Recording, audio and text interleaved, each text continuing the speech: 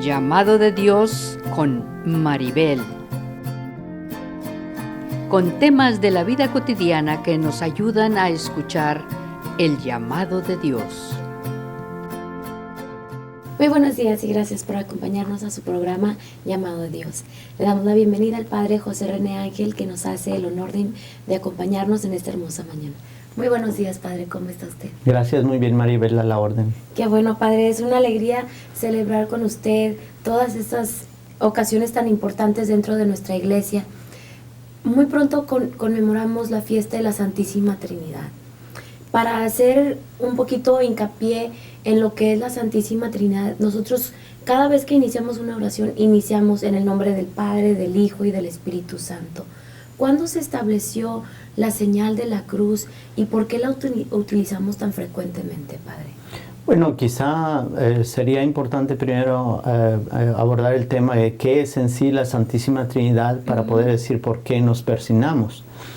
La Santísima Trinidad es el misterio de los misterios, es el más grande misterio que tenemos en nuestra fe católica, en la que reconocemos la misma esencia de Dios.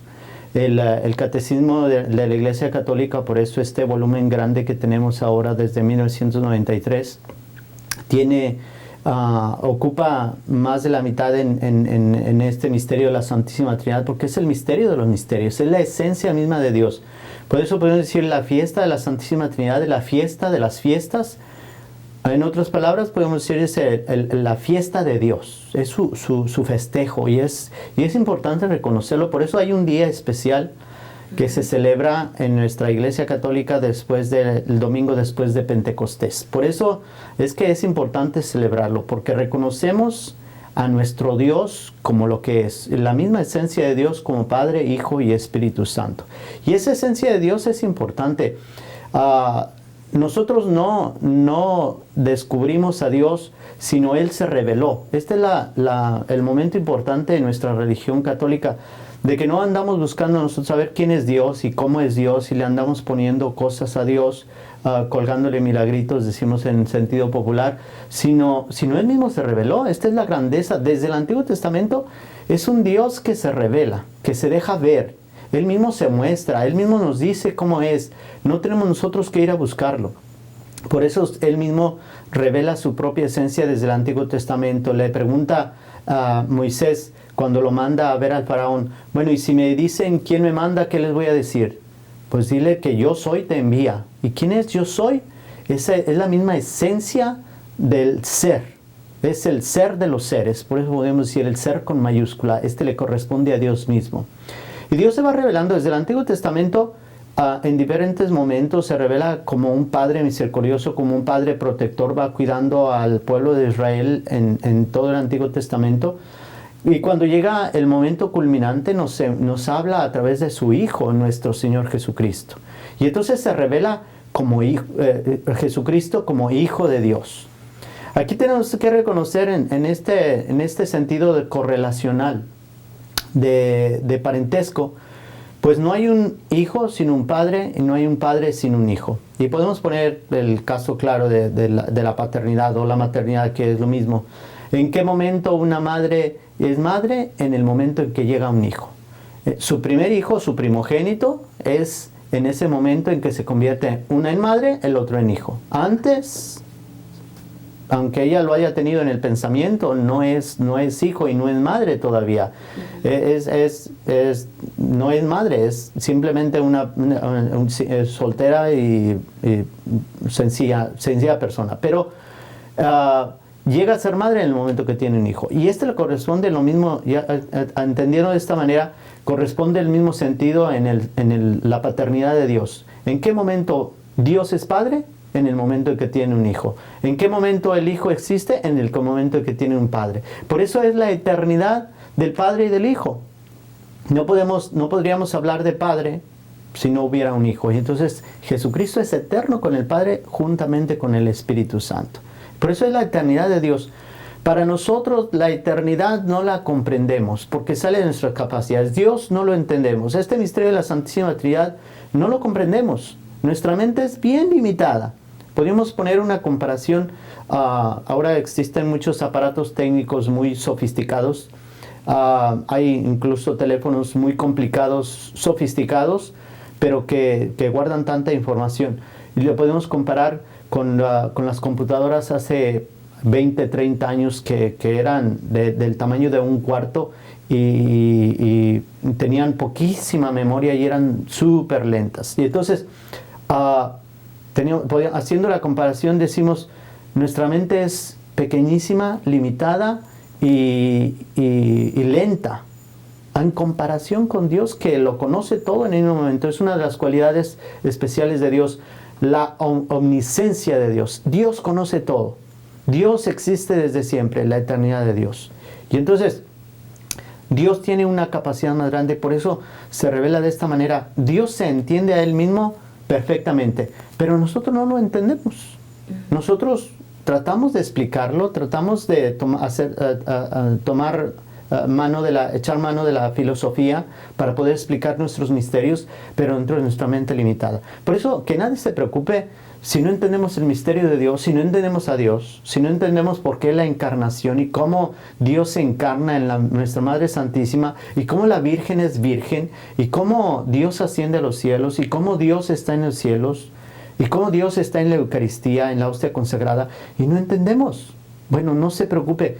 Todos estos misterios, misterio significa no que sea misterioso o escondido o oculto, sino misterio es algo grande que rebasa nuestra propia fe, nuestra propia inteligencia, pero que sin embargo nos habla de la misma presencia de Dios. Por eso es que nuestros misterios de fe son importantes. Padre, Hijo y Espíritu Santo es la misma esencia de Dios. Dios como Padre, que es el Creador; Dios como Hijo, que es nuestro Salvador, Redentor; Dios Espíritu Santo, que es santificador. Pero ambos comparten la misma esencia. Es un solo Dios. Seguimos creyendo nosotros en un solo Dios verdadero, no en tres personas distintas, pero no son tres dioses.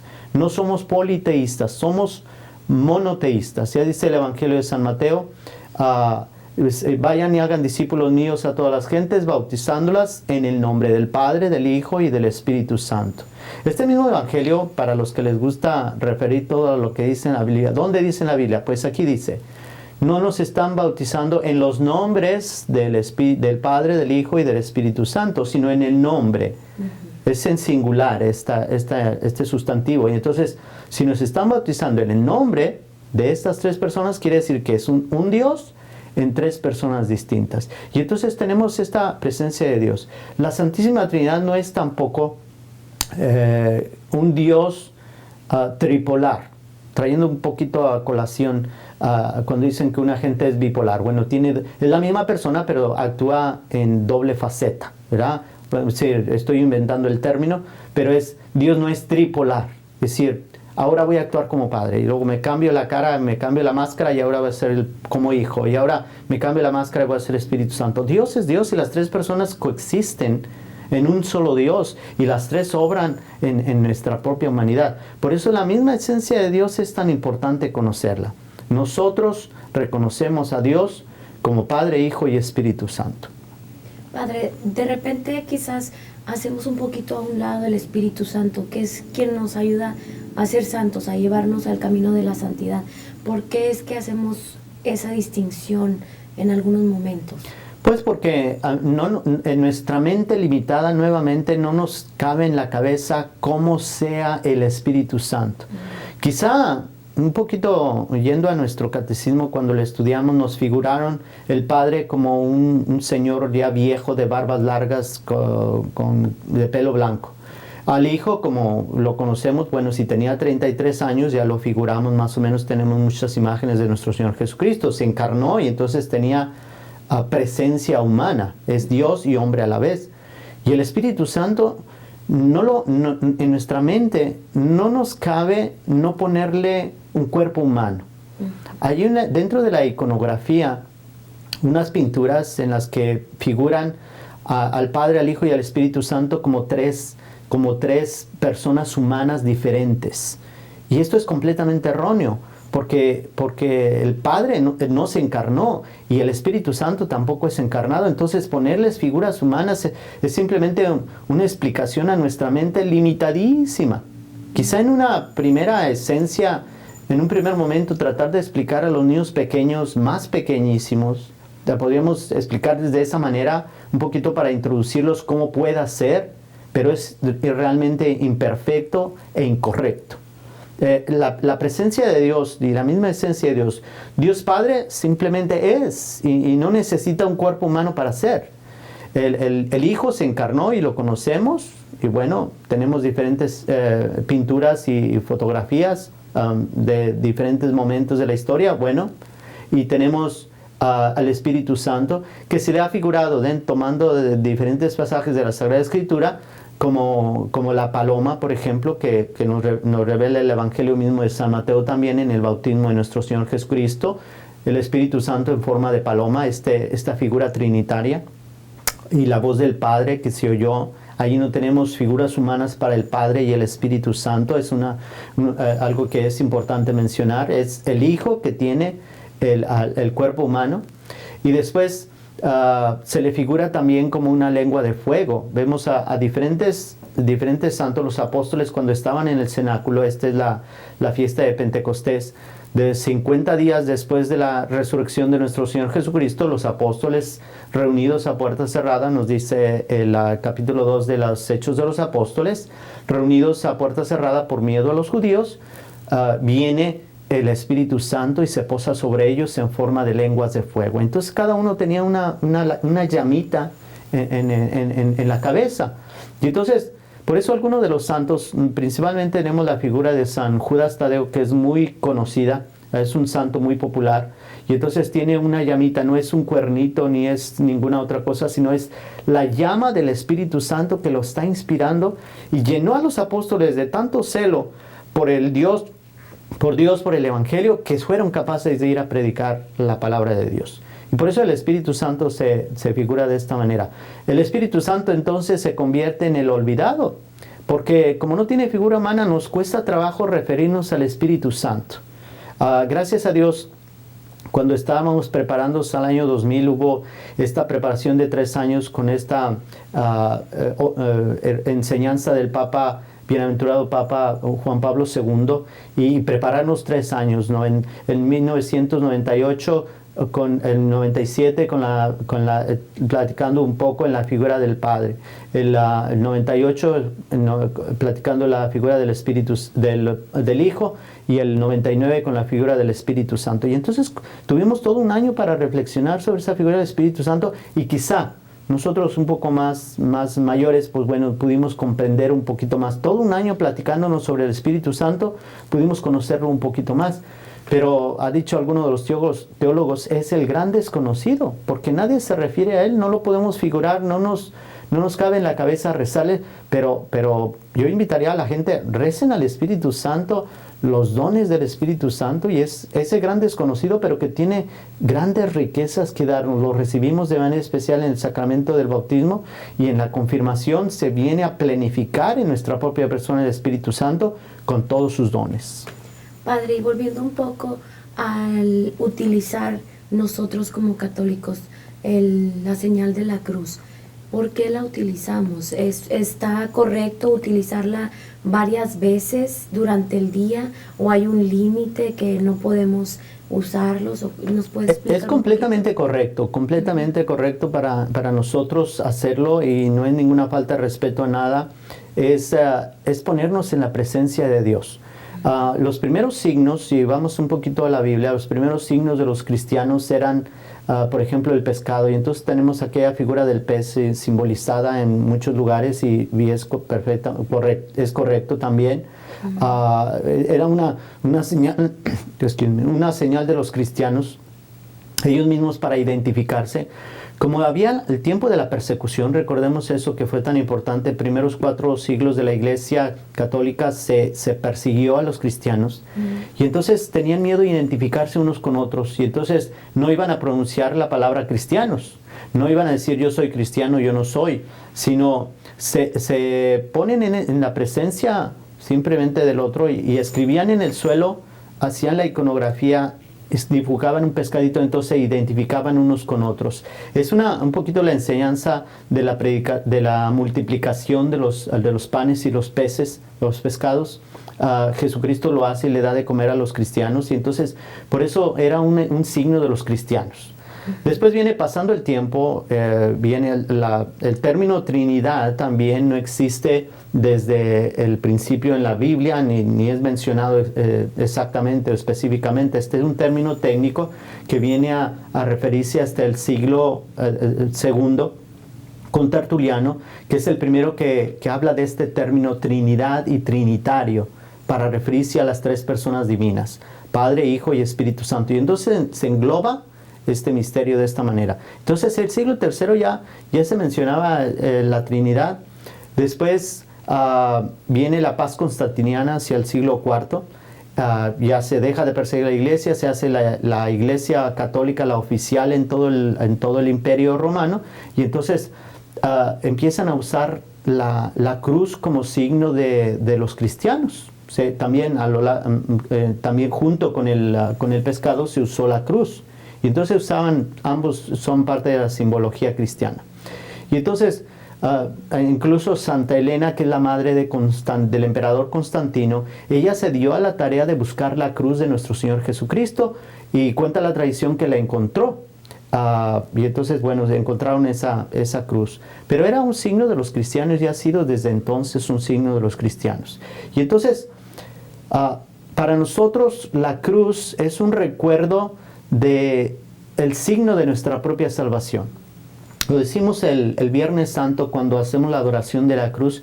Mirad el árbol de la cruz, donde estuvo clavado Cristo, el Salvador del mundo. Y entonces la cruz para nosotros nos recuerda el mayor signo de amor de Dios por nosotros. Muere en la cruz por nosotros, por nuestros pecados. Por eso la cruz para nosotros es importante. Cuando venimos a desarrollar después el signo de la cruz, si nos signamos o nos santiguamos, bueno, es parte de recibir esa bendición y esa presencia de Dios, y es hacer presente a Dios. Es como invocar a Dios, y es hacerlo presente en nuestra vida. Y entonces podemos hacerlo, y la manera correcta de hacerlo primero es persignarse, que es tan importante hacerlo de una manera constante. Lo hacemos cerrando nuestro dedo pulgar, haciendo una forma de cruz, dicen, con los dedos derechos de atrás, y entonces nos signamos en la frente, una primera cruz chiquita, diciendo: por la señal de la Santa Cruz. Después en los labios: de nuestros enemigos. Luego en el pecho: líbranos, Señor, Dios nuestro. Y luego decimos: en el nombre del Padre, del Hijo y del Espíritu Santo.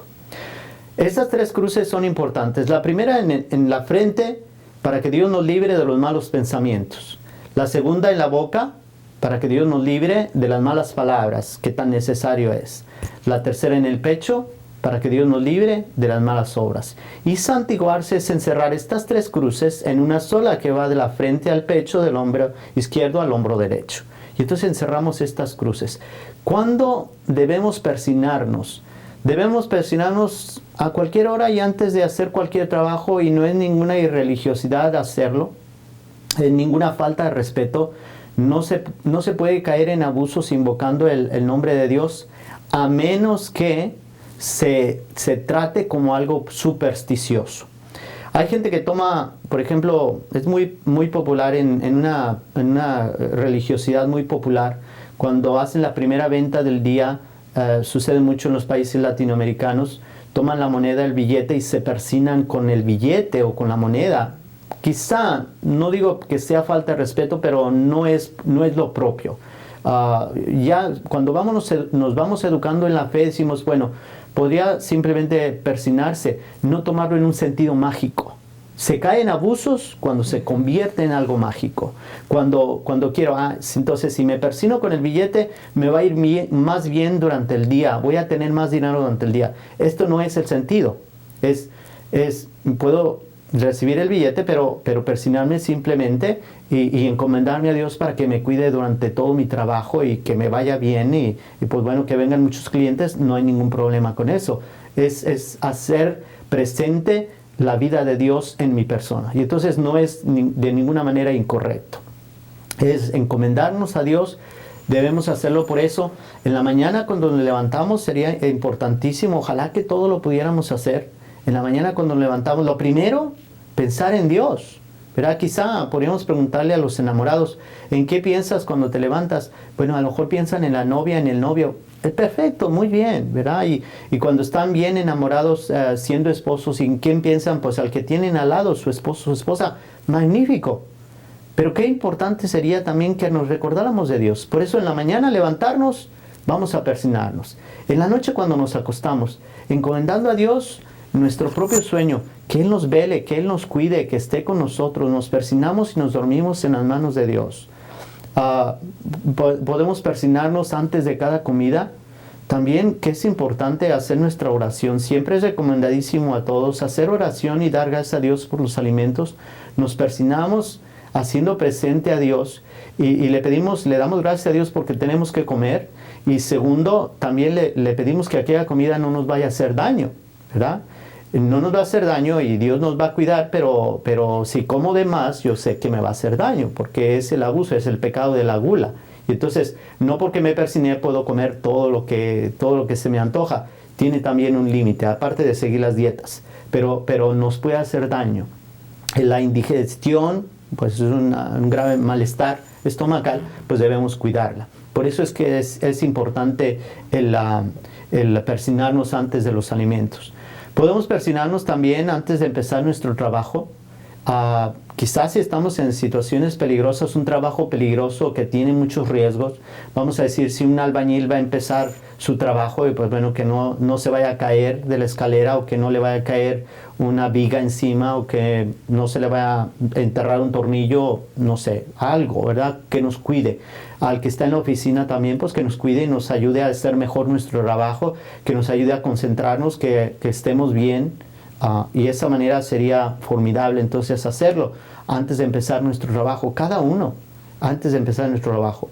Al pasar por una iglesia, es una costumbre que se ha perdido, pero que debemos rescatar y decir, bueno, si la casa de Dios es la iglesia y está Él en el tabernáculo, está en la hostia consagrada, su presencia real, física, su cuerpo, su sangre, su alma y su divinidad, como menciona Santo Tomás, allí está Jesucristo.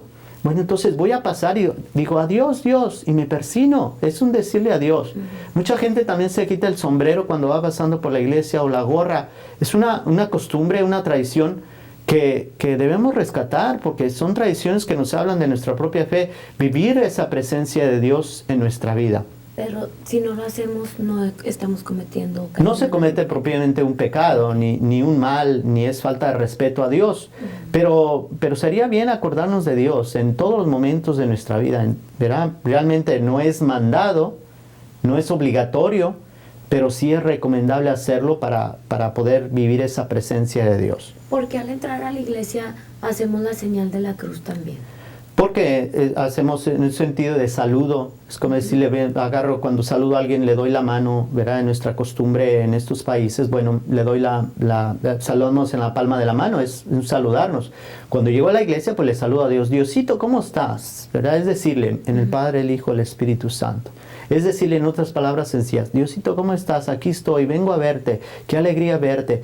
Pues es un saludo, una bienvenida que Él me da y un recibirme. Y entonces debo darle gracias a Dios por estar en la iglesia. Hay diversos momentos también dentro de las actividades, diferentes momentos litúrgicos en los que tenemos que persignarnos. Cuando se comienza la Santa Misa, por ejemplo, el sacerdote comienza y todos debemos hacerlo en el nombre del Padre, del Hijo y del Espíritu Santo.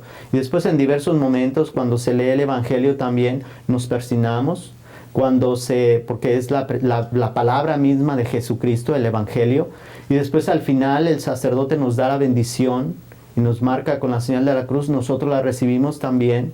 Yo la recibo en nombre del Padre, del Hijo y del Espíritu Santo. Y entonces me voy santificando y voy recibiendo las gracias que Dios me va regalando en la vida. Padre, ¿qué pasa si estamos persignándonos después de recibir la comunión? ¿Esto es correcto o incorrecto hacerlo? Es completamente correcto. Yo creo que, como decía, no se caen los excesos. Podemos persignarnos en diversos momentos y no se comete ninguna infracción. Yo creo que al momento de hacerlo, lo único que se tiene que tener cuidado es hacerlo con devoción. No es un sentido mágico. No es, es encomendarme a Dios. Vamos a suponer, por ejemplo, cuando el futbolista van a empezar el partido de soccer y él se hinca y se persina, pues bueno, no está quebrando ninguna ley, pero que lo haga con devoción. Y tampoco apresuradamente. Hay gente que no se sabe qué está haciendo. Es realmente hacer las cruces derechas y que se vea que me estoy persinando, que yo sienta que me estoy persinando. Es Dios en la cruz que está conmigo. Me encomiendo a la presencia de Dios. Tampoco es prudente y sería falta de respeto quizá el persinarme muchas veces como sentido mágico, y eso ya es superstición. No ese sentido, ¿verdad? A veces que también mucho se roban de nuestra simbología cristiana católica para usarlo en otros ritos. Por ejemplo, en ritos satánicos se usa también estos signos de la cruz en forma inversa, por ejemplo. O los que están haciendo las limpias, que nadie vaya a esto es superstición completamente y contra la ley de Dios.